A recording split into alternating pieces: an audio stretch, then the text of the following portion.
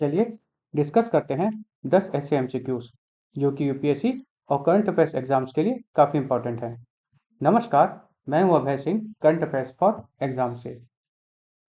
निम्नलिखित में से किस मिशन ने पहली मानव अंतरिक्ष उड़ान को चिन्हित किया जिसे 12 अप्रैल को मनाया जाता है? आपके ऑप्शन है फ्रेंड, अपोलो 11, वोस्तोव 1, सोयूज 11 या स्पुतनिक 1। इसका सही जवाब है फ्रेंड्स, वोस्तोव 1। दोस्तों, एक ऐसा मोमेंट जब पहली बार इंसान ने धरती की सीमा को तोड़कर स्पेस में कदम रखा।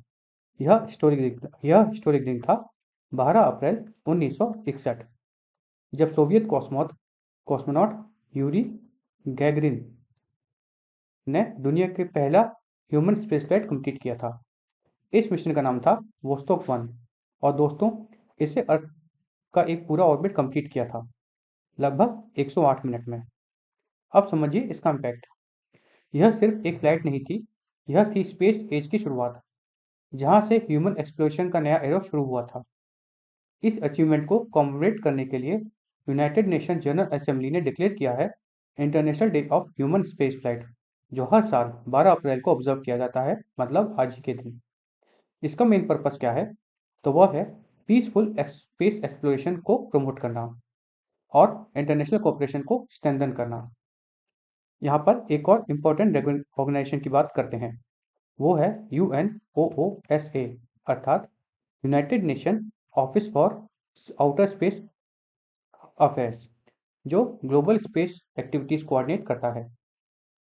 इसी डेट पर 1981 में भी first space shuttle mission STS-1 भी लॉन्च हुआ था।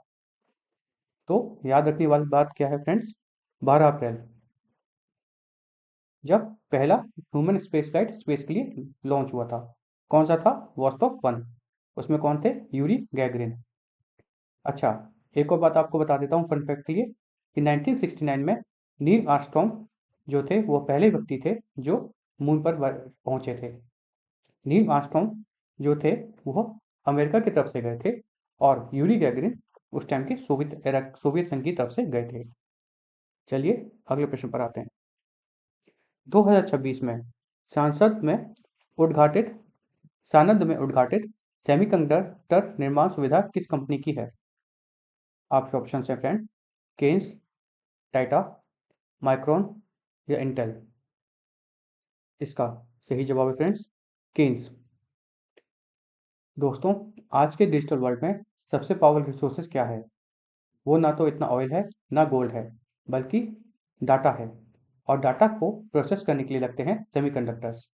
और इसी रेस में इंडिया ने हाल ही में एक बड़ा स्टेप लिया है। हाल ही में प्राइम मिनिस्टर श्री नरेंद्र मोदी ने मार्च 2026 में इनॉग्रेट किया है केन्स सेमीकंडक्टर प्लांट को, जो लोकेटेड है सानंद, गुजरात में। अब समझिए, सानंद डेफिनेटली एमर्ज हो रहा है एक सेमीकंडक्टर हब के रूप में। इसका इन्वेस्टमेंट है लगभग 3,300 करोड़ रुपए। यह प्लांट फोकस करेगा ATMP ऑपरेशंस पर, मतलब असेंबली, टेस्टिंग, मार्किंग और पैकेजिंग पर, मतलब रॉ चिप्स को फाइनल यूजर फॉर्म में कन्वर्ट करना। यहाँ पर एक इंपॉर्टेंट प्रोडक्ट है इंटेलिजेंट पावर मॉड्यूल्स, जो यूज होते हैं EVs और इंडस्ट्रियल एप्लीकेशन में। इस प्लांट की कैपेसिटी होगी 60 lakh chips produce per day produce करना। और एक इंटरेस्टिंग बात, इसका एक मेजर पोर्शन एक्सपोर्ट मार्केट के लिए भी है, मतलब भारत ग्लोबल सप्लाई चेन का पार्ट बन रहा है। अब कॉन्टेक्स्ट समझते हैं। यह इनिशिएटिव पार्ट है इंडिया सेमीकंडक्टर मिशन 2021 का और करंटली 1.6 लाख करोड़ के 10 प्रोजेक्ट अंडरवे हैं इस सेमीकंडक्टर मिशन के अंतर्गत। इससे इम्पैक्ट क्या होगा? तो इससे इंपोर्ट डिपेंडेंसी रिड्यूस होगी, डोमेस्टिक मैन्युफैक्चरिंग बूस्ट होगा और सप्लाई चेन रेजिलियंस इंप्रूव होगा। और इससे कौन से सेक्टर बेनिफिट करेंगे? तो इससे बेनिफिट करेंगे टेलीकॉम, ऑटोमेटिव, इलेक्ट्रॉनिक्स, सब। और दोस्तों, इंडिया का semiconductor market project 100 billion cross करने के लिए नियर फ्यूचर में तैयार है। चलिए अगले प्रश्न पर आते हैं। निम्नलिखित में से कौन सा एथलीट 2026 में अंतर्राष्ट्रीय तीरंदाजी में स्वर्ण पदक जीतने वाला विश्व का पहला क्वाड्रपल एम्पलीट्यूड बना है? आपके ऑप्शन हैं फ्रेंड, पायल नाग, शीतल देवी, दीपा मलिक या अवनी लखेरा? तो इसका सही जवाब है पायल नाग। ये है श्री पायल नाग। दोस्तों, कभी कभी एक ऐसी स्टोरी सामने आती है जो सिर्फ अचीवमेंट नहीं बल्कि बहुत बड़ा मोटिवेशन भी देती है। ऐसी है कहानी पायल नाग की, और उन्होंने हिस्ट्री क्रिएट की है। वो बनी है पहली वर्ल्ड की क्वाड्रुपल एम्प्योर एथलीट जिन्होंने इंटरनेशनल आर्चरी में गोल्ड हासिल किया है। यह विक्ट्री आई है world para archery series final 2026 में, जो कि बैंकॉक में हो रहा है। और फाइनल में उन्होंने डिफीट किया है भारत की ही शीतल देवी को। वो उड़ीसा के बालंगीर डिस्ट्रिक्ट से हैं और इकोनॉमिकली वीकर बैकग्राउंड से होती हैं। चलिए अगले प्रश्न पर आते हैं। निम्नलिखित में से किस योजना का उद्देश्य भारत में पारसी समुदाय की घटती जनसंख्या को रोकना है? आपके ऑप्शन हैं फ्रेंड, नई मंजिल, उस्ताद, सीखो या जियो पारसी? तो इसका सही जवाब है फ्रेंड्स, जियो पारसी। दोस्तों, भारत की डाइवर्सिटी में एक छोटी सी कम्युनिटी है, लेकिन उसका कल्चर कंट्रीब्यूशन बहुत ही बड़ा है। वह है पारसी ज़ोरोस्ट्रियन कम्युनिटी। और इस कम्युनिटी की डिक्लाइनिंग पॉपुलेशन को रिवर्स करने के लिए लॉन्च किया गया है जियो पारसी स्कीम। ये स्कीम स्टार्ट हुई थी 2013-14 में। यह एक सेंट्रल सेक्टर स्कीम के रूप में स्टार्ट हुई थी और उसकी नोडल मिनिस्ट्री है मिनिस्ट्री ऑफ माइनॉरिटी अफेयर्स। अब सवाल यह है कि प्रॉब्लम क्या है?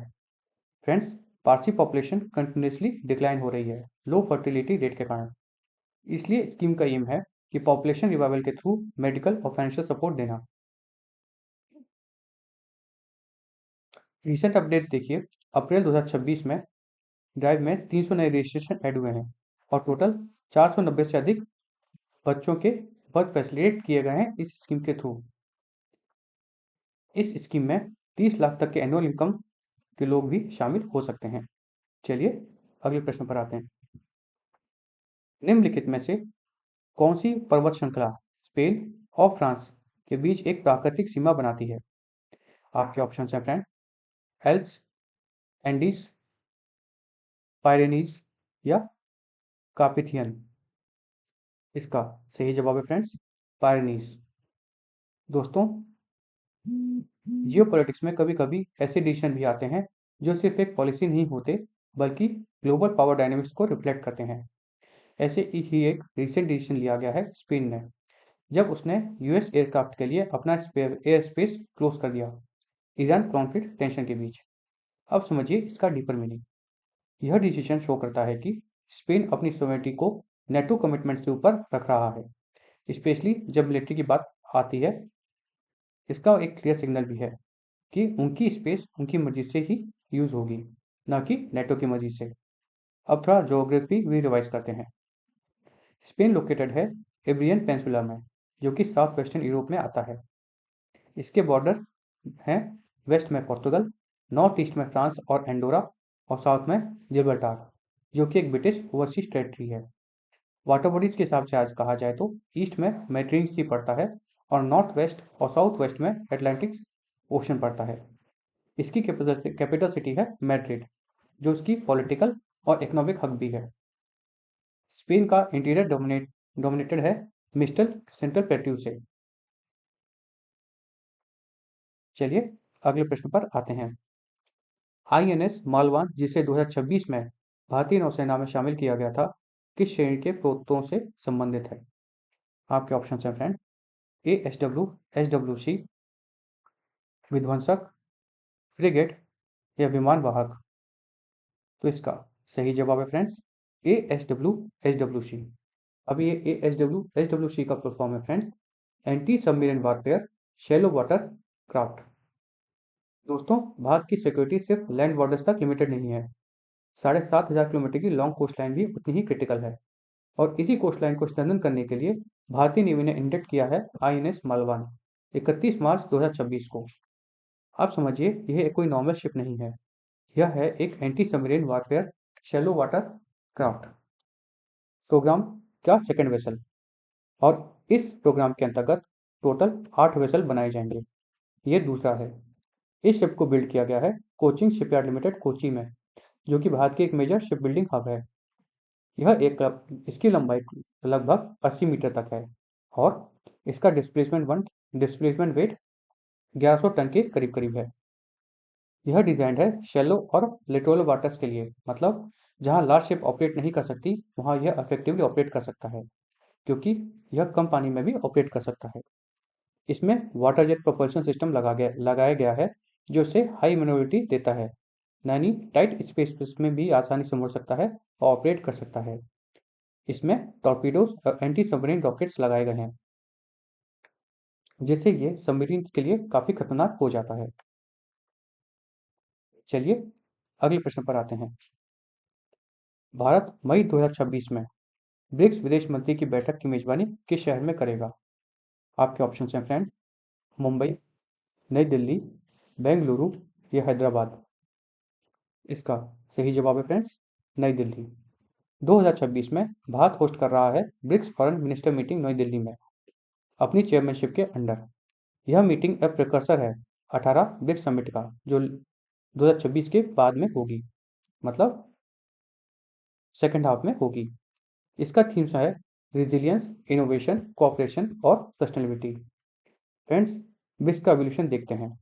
ब्रिक्स इनिशियली स्टार्ट हुआ था ब्राजील, इंडिया और चाइना से, बाद में रशिया, इंडिया और चाइना से। बाद में इसमें ब्राजील और साउथ अफ्रीका भी जुड़ गए। अब यह एक्सपेंड होकर हो चुका है ईरान, यूएई, इजिप्ट, इथोपिया और इंडोनेशिया तक, मतलब ग्लोबल साउथ की भी स्ट्रॉन्ग वॉइस इसमें आ रही है। भारत का स्टैंस है कि external affairs minister S Jaishankar ने वो किया है ह्यूमैनिटी फर्स्ट अप्रोच। चलिए अगले प्रश्न पर आते हैं।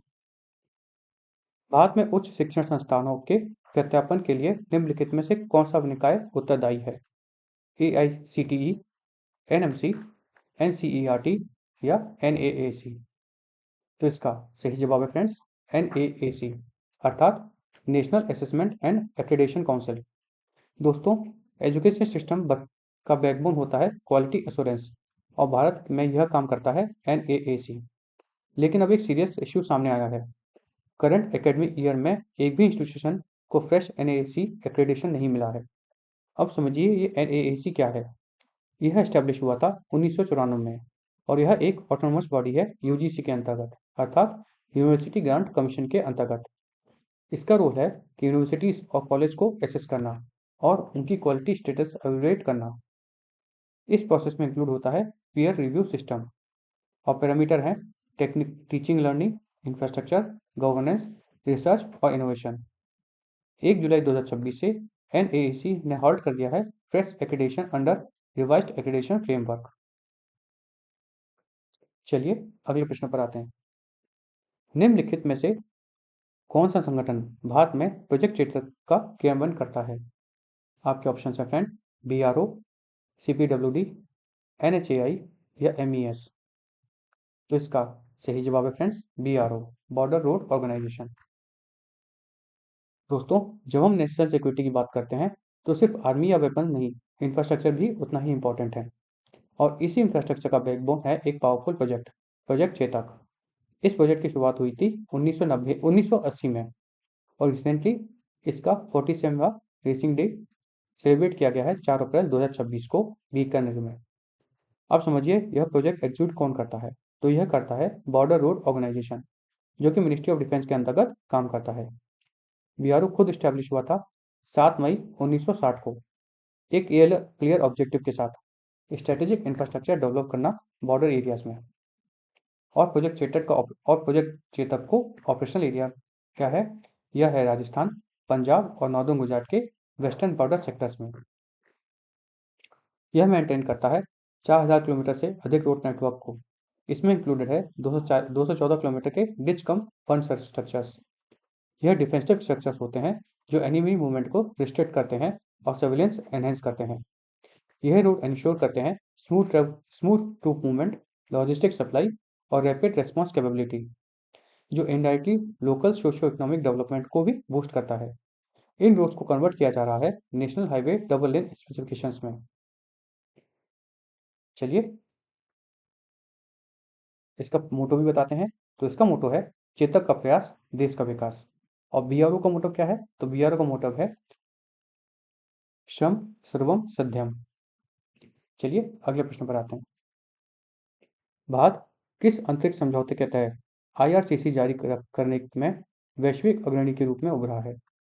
आपके ऑप्शन है friend, Paris agreement, Montreal protocol, Nagoya protocol या क्योटो प्रोटोकॉल।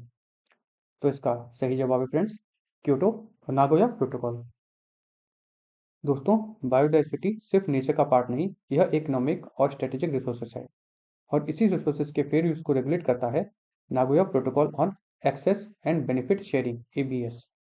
अब एक रिसेंट डाटा देखिए, भारत ने इश्यू किए हैं 3,561 आईआरसीसी, जबकि ग्लोबल टोटल है 6,311।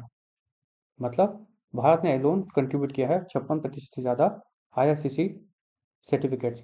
ये क्या होते हैं? International agreement certificate of compliance, जो कि क्लियरली शो करता है भारत की बायोडाइवर्सिटी गवर्नेंस को। चलिए फ्रेंड्स, अब कल का प्रश्न देखते हैं। कल हमने आपसे पूछा था, निम्नलिखित में से किस संगठन की स्थापना की स्मृति में 23 मार्च को वर्ल्ड मेट्रोलॉजिकल डे मनाया जाता है? आपके ऑप्शंस थे WMO, UNEP, WHO या FAO। तो इसका सही जवाब है friends, WMO, world meteorological organisation.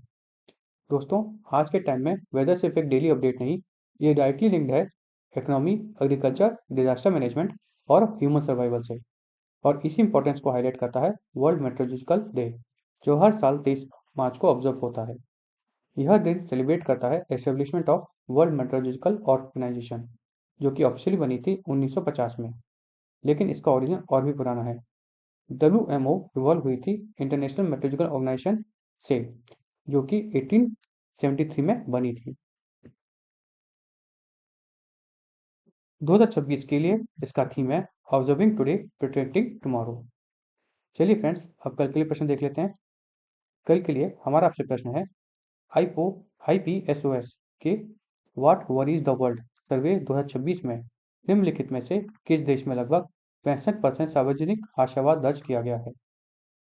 आपके ऑप्शन हैं फ्रेंड, भारत, फ्रांस, पेरू या जर्मनी। इसका जवाब आपको कमेंट सेक्शन में देना है। और अगर आपको यह सेशन इन्फॉर्मेटिव और फ्रूटफुल लगा तो लाइक शेयर सब्सक्राइब अवश्य कीजिएगा। धन्यवाद। जय हिंद, जय भारत।